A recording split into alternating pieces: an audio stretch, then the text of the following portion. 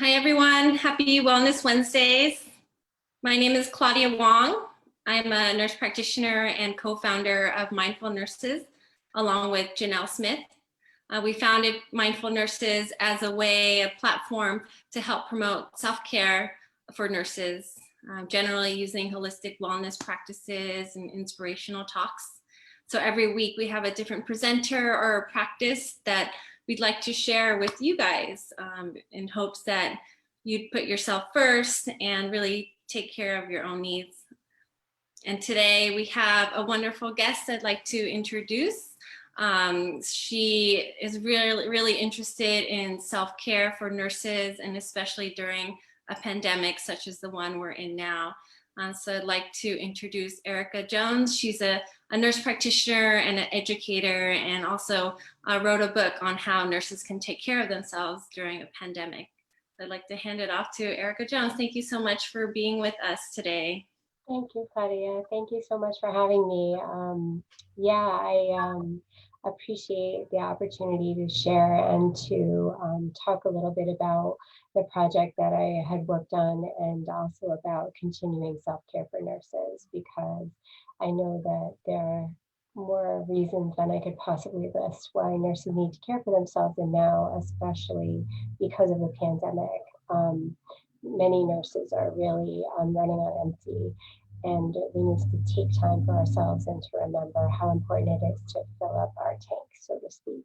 So I am a nurse practitioner. I'm a nurse educator. I'm a professor of nursing at a community college, and I work a couple days a week at a long-term care facility as a nurse practitioner. And I have a background in critical care nursing, and both as an APRN in critical care also. And this book kind of came out of the realization of how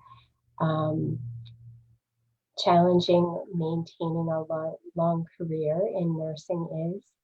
And also because I had heard nurses at many different practice locations say that they are tired and they want to get out of nursing. Like I don't know if you've ever had that experience, but I've had amazing nurses say to me, I want to open up a florist shop, or, I actually ate some ice cream the other day that a PACU nurse bought an ice cream manufacturing company, and like she makes ice cream now.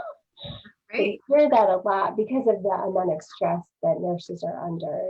It's a hard career to have, a long, fulfilling career, and we're very subject to burnout, I think, at many different levels. So in looking back on that, I kind of developed this book about how I had managed to care for myself and the different things that I had found helpful throughout my career. And so I'm going to share a little PowerPoint about the book itself, and also about the different self-care things that have been helpful for me. Great. Thank you, Erica.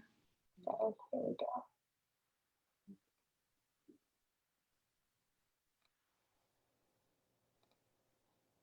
All right, can you see my screen okay?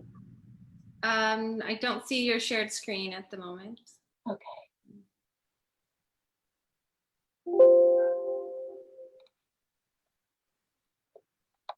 Can you see it now? No. Oh, here we go. Sorry about that. Okay. How about now? Yeah. Yeah, no, okay. So thank you again for having me. I really appreciate it. So the book that I wrote is titled Self-Care for Nurses in the Time of Pandemic. I had started it a few years ago and had kind of progressed along, and then we went into lockdown in March, and I started hearing from my friends and also experienced myself what it was like being in the middle of this public health crisis.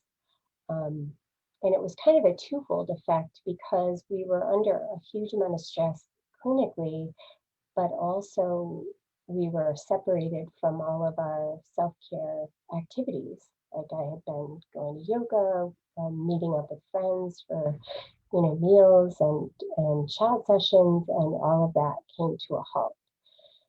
And I quickly realized how difficult it was going to be for us to maintain our stamina and our ability to care for these really sick patients. And so I really focused on finishing up the book, and I published it in October. While I was doing research about self-care for nurses, I discovered that there are so many resources available.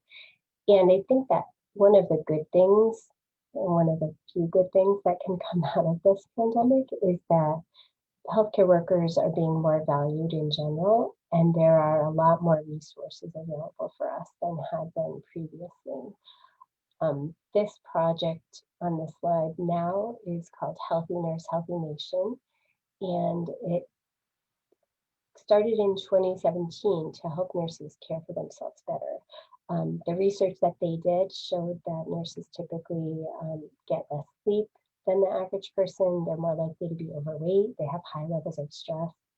And it's so important for us as nurses to care for ourselves. And this website, if you go to the website on your screen, Healthy Nurse, Healthy Nation, they have a quiz that you can take that will kind of pinpoint areas of your life where you might be lacking, like if you need to have better nutrition or exercise more, or maybe you engage in risky behaviors, like you don't wear your seatbelt, or you have high-risk hobbies, or something that could improve your health. This quiz will kind of pinpoint areas for you to improve. And one of the other really nice things I like about this project is that you can sign up for text alerts. And the project kind of has different campaigns. So for people with diabetes, one of the big campaigns is reducing your A1C, ways to control your blood sugar, ways to improve your physical activity. This week, I've been getting text alerts about nurse violence and how to prevent violence at work, which we all know is something nurses are subject to.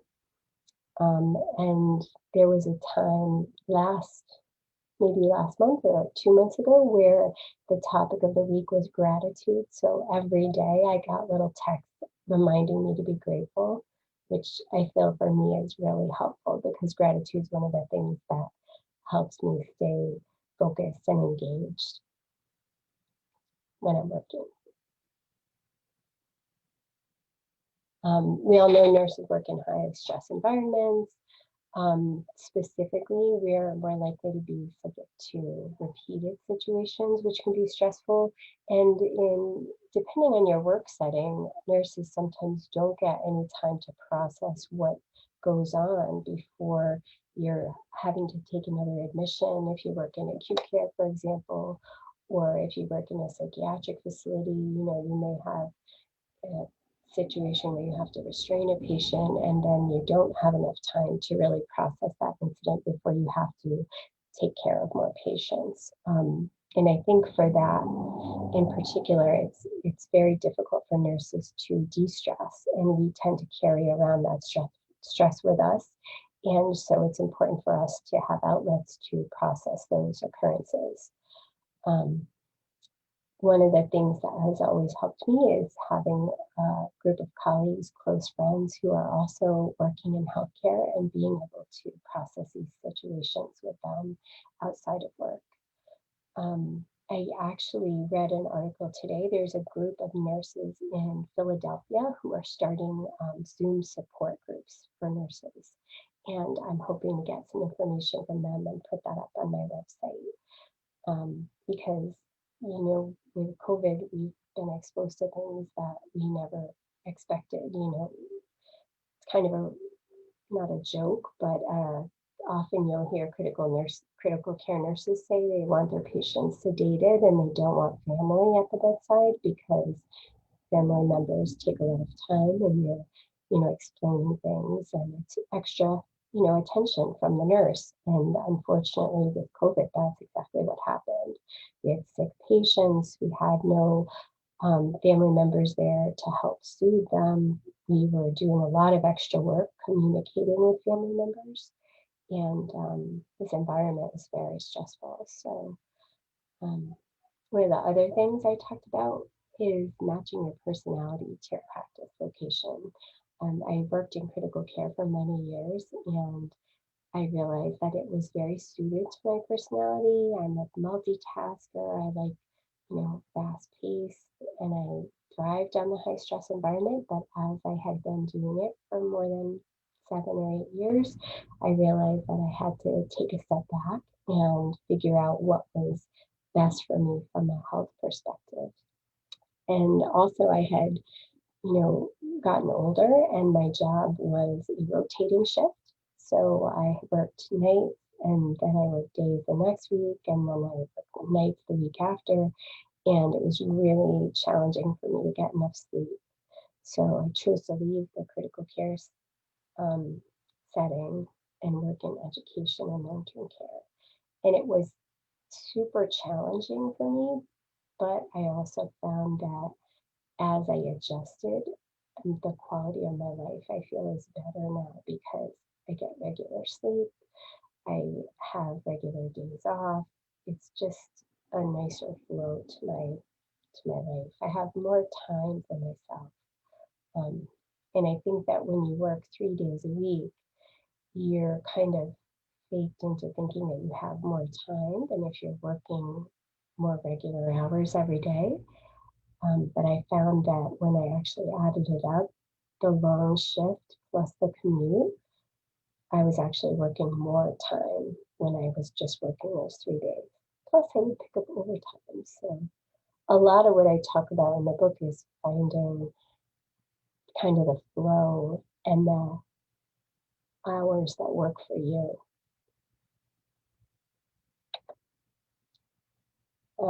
There have been many studies that have shown that nurses who are engaged at work deliver better patient care. That's not really a surprise. When nurses are emotionally checked out, they deliver poorer care, and they're more likely to make errors. So how can we avoid burnout, remain engaged and connected with our patients? One of the things that I found was a lot of this has to do with the culture of your workplace and how much the nurses are included in decisions that are made, and how the culture is at your workplace. And I saw this in, when I first started nursing, I worked for a nursing pool. So my role for the nursing pool was to go wherever there was a need, and I saw how different it was at different facilities. Certain facilities, the nurses were allowed more autonomy and they made more decisions, and then at other facilities, they really didn't have a lot of say, and there was kind of a more punitive management, and there was a big difference in the different facilities. And so I think when you're working, make sure that you're in a facility that values your work. And we're incredibly portable as nurses. So if you're in a workplace that is not helpful, or if you're just feeling like you're totally checked out at work, maybe it's time to look for something else. One of the cool studies that I found was this study that the American Association of Critical Care Nurses did about healthy workplaces. They identified these 6 items that they considered healthy workplaces, and you can read them up here, but it was leadership that was connected to and listened to nurses. Of course, appropriate staffing and resources, most important now. We're all concerned about PPE, about having enough so that we can do a safe job, meaningful recognition for a job well done, skilled communication with nurses and by nurses and management and the physicians and your APs, everyone you work with, true collaboration. One of the things I really like is when nurses and the whole team participates on rounds, so that you get everyone's perspective, because we all know who knows the most about that patient. It's most likely the nurse who spent the last 11 of 12 hours with that patient.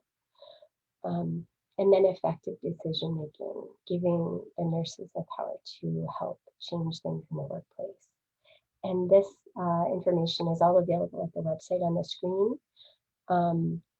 One of the really cool things about the AACN website is that you can go there and there's a quiz that you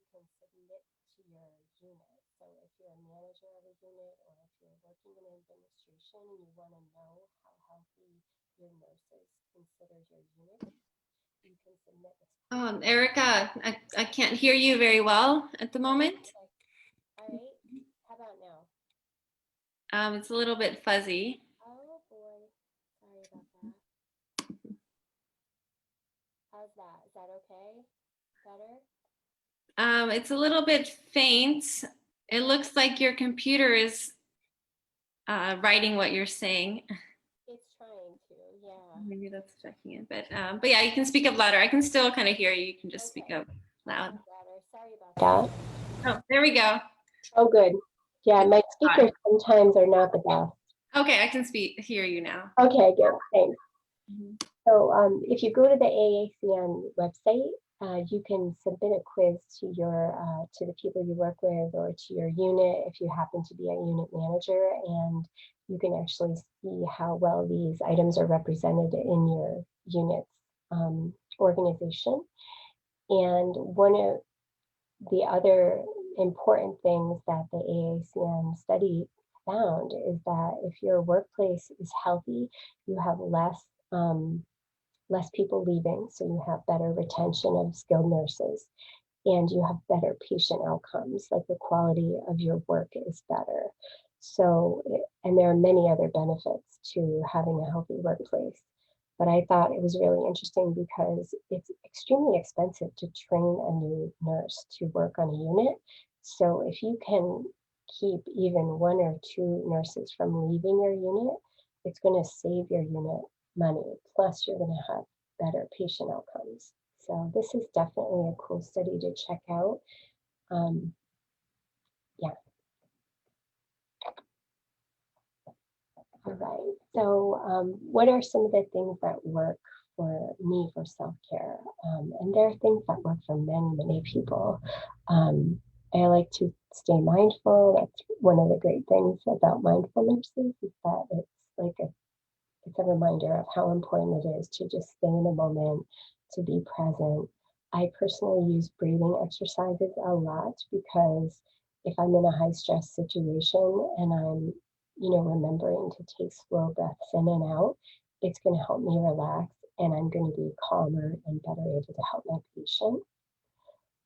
Also trying to remember to see things from the patient's perspective, especially if I have multiple different tasks to complete and not a lot of time.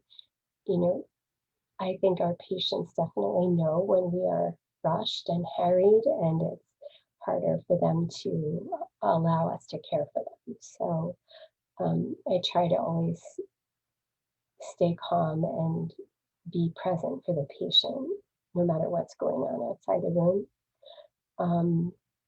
Caring for sick patients and families, it's very challenging, I think, to be around people who are sick and ill all the time. That's one of the high stress things about nursing in general. And for me, I had to really work hard on letting go of outcomes, like to be compassionate and to care, but also to know that if my patient had a bad outcome, that was not really anything that was in my control. I mean, unless I made a terrible error or something, but it's important for us, I think, to be able to have a little bit of distance when we're around so many sick patients. And that going with that to maintain a balance. I try really hard to just be silent when I'm upset or when my patient is venting or when I'm in a situation that I feel is out of control, that I try really hard to just be silent and try to breathe and regroup and figure out what the next step is. When I am well rested, when I've had something to eat, when I've been able to exercise, and when I've been able to generally take care of myself, those are the days that I'm going to be able to respond best to stress. Those days when I didn't get enough sleep the night before, or I haven't exercised, or I need something to eat and I just can't take a break. Those are the days when things are really challenging. And allow yourself the freedom to say no to overwork. I think nurses as a group tend to wear like the overtime badge of honor, and it's very challenging because I know what it's like to be on a tight-knit unit and to know that your colleagues are going to work short if you don't come in. It's really important for us to say no to those extra shifts to help sustain ourselves, because it's an option. It should be an option. We should never feel pressured to say yes to overtime. The money can be really great and definitely tempting, but it's important for us to value our free time. So for breathing exercises are my favorite way to stay calm. And Thich Nhat Hanh has a lot of breathing meditations that are available on the website. If you just search Thich Nhat Hanh, you'll find lots of little breathing exercises, like taking a deep breath in, I am a flower, and breathing out, I feel fresh. Like just that quick little time to regroup using a breath in and a breath out. Also, when I'm in the middle of a stressful situation, I'll take a deep breath in and I'll say to myself, this is not my emergency. Even if it is my emergency that I'm like trying to fix, I always try and say that because it helps me just stay calm. And I also use this little affirmation, I have all the time that I need, which also may not be the case, but it will help me to calm down. It's just little tiny things that can make a big difference in the moment. Well, Erica, thank you for sharing those tips. It is so helpful to just take little pauses during the break, during the day too. Sometimes we can feel very rushed and that there's no time and we got to do this and that, but just taking a pause, regrouping, and realizing that there is time in the day, and just having that balance and that calmness can help us think clearer also. Yeah. Sharing that. It can change your attitude too. I find that sometimes when I'm in a very stressful situation, just one of those little breath exercises can really help me have a new attitude and go forward in a better way than I had prior to that. Yeah, exactly. Along with that, it's important to remember to see things from our patient's perspective. I think that it's easy to, the tasks that we have to do in a day can certainly pile up, and we can be under a ton of stress from not only our patients' families, but also from, the physician or whoever is helping us care for these patients. And, sometimes even just one more phone call to the lab or, talking to a speech therapist can be just one more thing that we don't feel like we have time for. And whenever I can take a step back, remember it's all about the patient. A lot of times too, if you're ever in a conflict with, a different, like a colleague or someone who has, other issues going on or whatever, I always try and bring it back to the patient. Like, it's important for my patient to get their physical therapy today. I'm sorry that you're overworked, and what can I do to help you make that happen? Just bringing it back to what the patient needs can help diffuse any tense situations at times. We're all really having the same goal when we're working with patients, is to try and get them better, to try and give them the best care as we can. Every single time I leave the hospital, it makes me grateful. Every single time I'm like walking out on my own 2 feet, breathing on my own, with a decent blood pressure, I just feel like I have nothing to complain about. I need to stay grateful and remember that we are the ones that are in control over our attitudes and our life and our behaviors. I've had situations where I had this one patient who was in the hospital, and I talk about these little stories in my book about patients I've had who have, been really challenging to care for.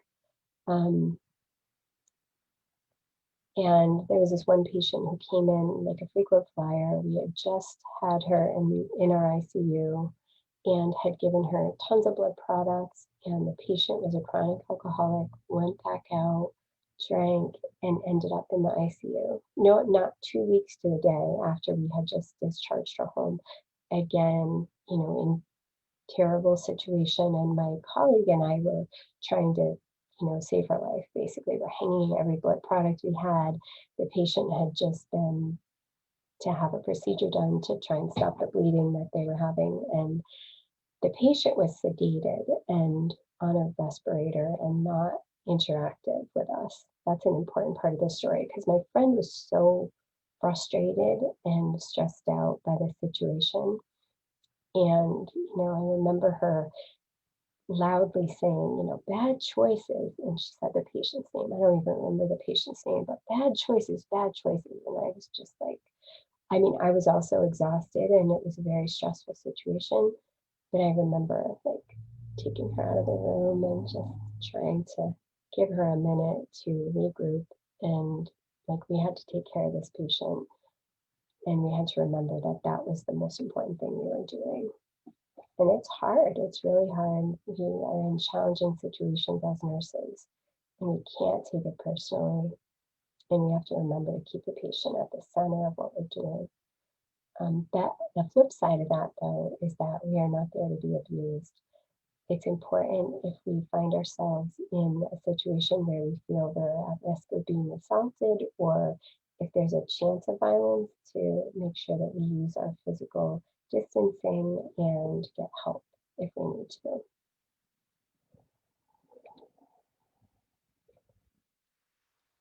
I just talked about a lot of this. The one thing I didn't say is the usefulness of silence. I use silence a lot when I'm listening to patients, especially if they're venting, because nobody wants to be in the hospital. Nobody wants to be ill. And we're the ones that can, help these patients when they're expressing what's going on with them. A lot of times patients are trying to find meaning in what's going on with being in the hospital, and we can help them do that by just reflecting their feelings. A true apology can make a world of difference if it's applicable. There's a really great essay on apology that talks about apology specific to medical situations. And even sometimes just acknowledging how frustrating the situation is can really change the tone of your patient's situation. And I just talked about don't let yourself be abused. It's important. So for physical health stuff that works for me, I really love yoga. I found yoga before I even started working in healthcare, like over 20 years ago, and it's been the one consistent physical practice that I've had, and it helps not only with my physical health but with my mental health as well. The breathing exercises, just the feeling of being in my body for whatever amount of time I can practice, it just really works for me. I have friends who do pole dancing. I have friends that do CrossFit. I also like to run with friends because that's something that before the pandemic was a big social outlet too. We would run races together, and there's just a bazillion different things that you can do to get moving and get healthy. So if you don't like to exercise, keep exploring because there's something out there for you. I had someone say they did ecstatic dance, which sounded pretty cool. And definitely if you like what you're doing, you're going to do it more often.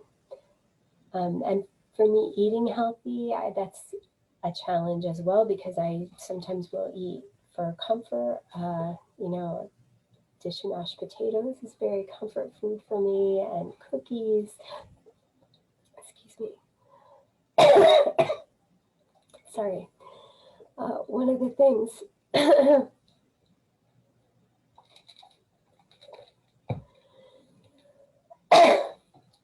one of the things I found during the pandemic was that making grilled cheeses was very comforting for me. So I put on some weight that I wasn't expecting to put on because, you know, we were in quarantine. And I decided that rather than make a salad every day for lunch, I would make a grilled cheese. And it really added up. So when I'm going to work, I always try and pack a salad because that for me will mean I'm going to have something healthy to eat, and I'm probably gonna get a lunch, even if it's really busy. Because as silly as it sounds, if it's very busy, I'll be less likely to go buy food and eat it, and more likely to just take the food I've already made and eat it in the back because it will be quicker. And I know that seems a little silly, but I know the days that I bring food, I'm much more likely to take my break and actually eat it. And planning for rest and sleep. When I worked nights, it was so important that the days that I had to sleep, I went home and I went right to bed. I tried not to do any errands. I tried not to do laundry. I didn't make any appointments. I turned the ringer off my phone. You have to value your sleep time as well. Because for nurses, when we work shifts that are not what the rest of the world works, the rest of the world doesn't know that they can't call you at 11 o'clock because you just got to sleep. It's really important to make your rest a priority. And this is just one more slide about overwork. There was a DJ in Boston named Lavelle Diet. He was a real huge community activist in Boston, and he used to have this talk radio show that I would listen to with my dad when we were driving in the car. And one of the things he would always say is use your time wisely. It is the only real asset you will ever truly have. And my dad and I would talk about this a lot. And as I get older, the more I realize how important and true this is. Because when I say no to that extra shift, and I'm at home or I'm with my family or friends, and I never say, you know, oh, I wish I had picked up that extra shift. And oftentimes I'll pick up a shift and then I'll have to go work it and, you know, be missing out on some other experience, or even just missing out on some extra rest that I could have had. So it's really, this has been a challenge. And I think one of the things that helps with not picking up that extra shift is not spending extra money in the first place. I know the temptation of the overtime is huge for nurses, right? We can make a lot of money as travelers or for the nursing pool or working overtime. And I found myself really looking at purchases in terms of hours. And, you know, do I want to work 10 extra hours to buy XYZ? Or, you know, do I really need this fill in the blank? Of course, like a new water heater, or if something breaks on your car, that's something you have to fix. And for that, the extra shift is fantastic. But I really started valuing my time more and working less, and found that I was happier and better rested. So I encourage you to look at, you know, your extra work, look at your items that you want to buy or trips you might want to take as like in terms of hours, and really think about if it's worth that many hours. Erica, that's a great way to evaluate if you should be working those extra hours, if you want to sacrifice your time and quality time with family and friends. I saw some staffing agencies that were offering lots of money for nurses working in the pandemic, but some of them were doing like 14 days straight of hospital work, like 12-hour shifts, and I just don't know how nurses could do that. It's so exhausting physically and mentally. But yeah, it's something to really consider if that's the right shift for you, or if it's too much.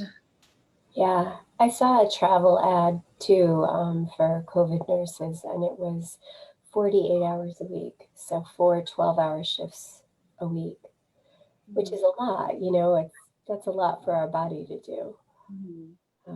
And you hear that all the time though. You know, hospitalists work 7 on and 7 off. So Right. Yeah. it's tough. When we work those long hours too, I think we really forget just how much time that is. You know, when I switched roles and I started working 8 and 10-hour shifts instead of my 13.5-hour shifts in acute care, I was like, oh my gosh, you know, I wanted to, when we could, I would want to go out to dinner after work. Like I had all this energy because I wasn't like using every waking hour working. Makes a difference.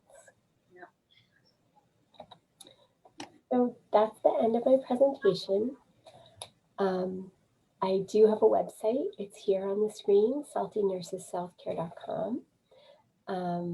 Anyone interested in the AACN study about healthy workplaces or staff development, any educators looking to train nurses in self-care skills, you're welcome to contact me. I'm very excited about the amount of self-care resources that are now available for nurses. And like I said, if there's one positive thing to come out of this pandemic, it's that, you know, people are really valuing healthcare workers and understanding how challenging the work is that we're doing every day. So I hope that we can keep this self-care going. Thank you so much, Erica, for the presentation, just highlighting how important self-care is for nurses, especially during a pandemic where there's extra stresses on the healthcare system and for nurses. Yeah, and yeah. So actually, I was wondering how you got the name the Salty Nurses, because it's Salty Nurses Self-Care. So it's funny. There are many different reasons. I work in neurocritical care, and one of the things that we use is hypertonic saline. It's 23.4% saline, and it works really well for some of our for some of the badly brain injured patients we care for. So I'm always thinking like salts, and we're managing patients' salts all the time, like to get them a little salty if they have a stroke or if they have a bad brain injury. So there was that part of it. And then there's like the salty, like the kind of like, you know, like I'm a little salty today. I just, you know, want to be left alone, or I'm going to be a little snippy, because nurses can get like that. We are under a lot of stress, and we definitely can be snarky and salty, and that's part of what makes us who we are. And sometimes a good cry is really therapeutic, and that's salty. And I love the ocean. Like I love the ocean. So all of those things together. Sounds good. Right. Again, thank you. And if there's any questions for Erica, you can drop that in the comments, or you can always send a message and reach out to Erica as well. But thank you. You touched on a lot of important topics. Like you mentioned that there's lots of different healthcare fields for nurses. So that's so important to consider when someone's feeling burnt out in a certain role. Like, don't give up on nursing like immediately. Kind of just consider maybe there's changes that you can also make in your workplace. Maybe you need to set boundaries for yourself, like say no to overtime, and set boundaries with patients and families also. But also consider other roles. There's tons of different roles out there, especially with the pandemic. There's lots of different roles that have been created. So don't give up on nursing. Just find different ways. Yeah, the setting boundaries is huge. I witnessed like one of the best interactions between, it was actually a family member and a physician, and I was caring for the patient with the physician, and the family member was just so angry and just yelling at the physician. And the physician tried twice to give information to the family member. And after the second time of like just the yelling, the physician said, "I'm very sorry. I have many competing demands at this time. I cannot continue to stay. If you're not going to listen to the information that I have, I'll have to come back after. And it was like so matter of fact and so professional and not taking it personal at all. And the family member was actually able to like regroup and listen to the information the doc had to say. And I was like, I was so pleased at how it all turned out. And it was just that like matter of fact tone, not angry, but just, I have all this to do. I can give you this much time, but I can't stand here and let you yell all day. Right. Yeah. And So, having the physician repeat things over and over, and the person not listening to, they weren't in that space to listen. Yeah, that's a great example of how to handle that type of situation.